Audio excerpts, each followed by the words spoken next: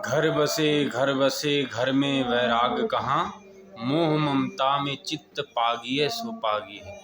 ये बात सत्य है कि आप घर में रह के वैराग नहीं कर सकते हो, उसमें सब में आसक्ति होगी, माँ बाप में, भाई बंधुओं में, सब में होगी। लेकिन आप किसी को देख के घर को छोड़ दें या किसी की नकल करके टीका चंदन लगा रहे हैं, माला फेर रहे हैं, और हमने किसी का वीडियो देखा वैरागपूर्ण, थोड़े बातें सुन ली और घर छोड़ दिया, क्या यही वैराग्य है? क्या यही भगवान को पाने का साधन है? हमारे शास्त्रों में भक्ति मार्ग बहुत ही सरल है और बहुत ही कठिन भी है। अगर आप उस मार्ग के लिए प्रशस्त हो तो आप उस मार्ग में चल सकते हो। और हमारे धर्म भी हैं, कर्तव्य भी हैं, और मातृ धर्म है, पितृ धर्म है। इनको छोड़ने के बाद भागवत धर्म होता है, और भागवत धर्म को छोड़ने के बाद फिर ठाकुर जी की शरण में आदमी आता है। जब आप घर से निकलते हो तो आपने माँ बाप, मातृ धर्म, पितृ धर्म को छोड़ के भागवत धर्म अपनाया, और पूरी निष्ठा से जब आपने अपनाया है तब आपका मातृ और पितृ धर्म सफल होगा। आपकी की हुई भक्ति से आपके माँ बाप का कल्याण होगा, आपके पूर्वजों का कल्याण होगा, 7 पीढ़ियों का कल्याण होगा। लेकिन अगर आपने किसी की नकल करके घर छोड़ दिया, या थोड़े दिन का आपने वैराग ले लिया और टीवी में देखा, मोबाइल में देखा, कोई अच्छा सत्संग दे रहा है या वैरागपूर्ण बात कर रहा है, तो आपने अपने माँ बाप को छोड़ दिया। अभी कुछ बच्चे मिले, कुछ बच्चियाँ मिली जो 14 से 15 साल की होगी, और उसने अपना घर छोड़ दिया, बोला हमने ऐसा प्रवचन सुना और हमने घर छोड़ दिया। वैराग इसको नहीं कहते। दे अस्थि मांस रुद्रे अभिमतिम त्यजत्तम। ये हाड़ मांस के शरीर से जब हमारी आसक्ति छूट जाती है, दे अस्थि मांस रुद्रे अभिमतिम त्यजब जाया सुता ममता विमुंचय। सभी माँ बाप, अपनी पत्नी, बच्चों और सब रिश्ते नातों से जब हमारी ममता हट जाती है, उसको वैराग करते हैं। जब अच्छा खाना, अच्छा पीना, ये कुछ अच्छा ना लगे, कैसा भी जीवन हो, ठंडी हो, गर्मी हो, बरसात हो, कैसी भी परिस्थिति हो, भूख हो, प्यास हो, ये सब जब सहने की क्षमता आती है, उसको कहते हैं वैराग।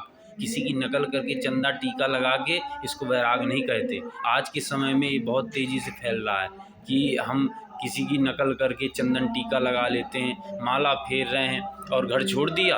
वहाँ माँ बाप आपके लिए कितने कष्ट में होंगे, और उनके कष्ट का कारण बनोगे आपका वैराग, और वो जितना कष्ट में होंगे आप भजन नहीं कर सकते, वो आपको कहीं ना कहीं चुकाना पड़ेगा। इसलिए जितने भी महापुरुष हुए अपने घर, अपने माँ बाप को संतुष्ट करके ही निकले हैं।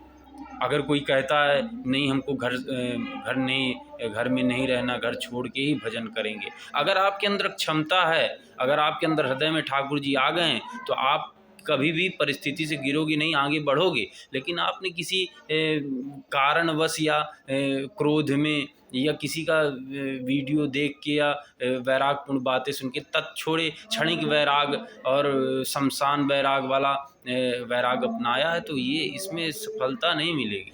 इसलिए आज की युवा पीढ़ी, जो आप थोड़े से वीडियो देख के घर छोड़ रहे हो या कुछ दिन घूमते हो फिरते हो, माला ले लेते हो, इसको वैराग नहीं कहते।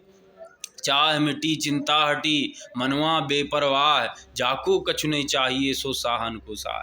जिसकी चाह चिंता सब मिट जाती है, बेपरवाह मन हो जाता है कि अरे होगा जो होगा, भूखे मरेंगे, प्यासे मरेंगे, ठंडी आएगी, गर्मी आएगी, बरसात आएगी, कैसी भी परिस्थिति आएगी, मेरा ठाकुर मेरे साथ है, मेरे भगवान मेरे साथ है। जब ये भावना हृदय में प्रगाढ़ रूप से बस जाती है, उसको कहते हैं वैराग। किसी की नकल करने को वैराग नहीं कहते। तो थोड़ा संभलो और अपने अंदर की भावनाओं को देखो। अगर आप तुष्ट हो तो अपने घर वालों को संतुष्ट करो, अपने माँ बाप से प्रार्थना करो। अपने आप अगर हृदय में ठाकुर जी आपके हृदय में बैठ गए हैं और ठाकुर जी ने रचना कर दी है कि आपको उनका भजन करना है, तो सब अनुकूलता आ जाएगी, आपके घर से भी अनुकूलता आ जाएगी।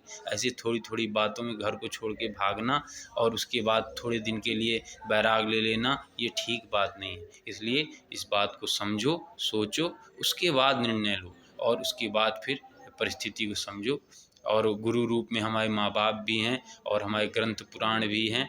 उसके बाद फिर सद्गुरुदेव मिलते हैं। ये नहीं कि आपने टीवी में देखा, मोबाइल में देखा, बस तुरंत निकल लिए घर से, ऐसा नहीं करना। बात को समझो। ठीक है, राधे राधे।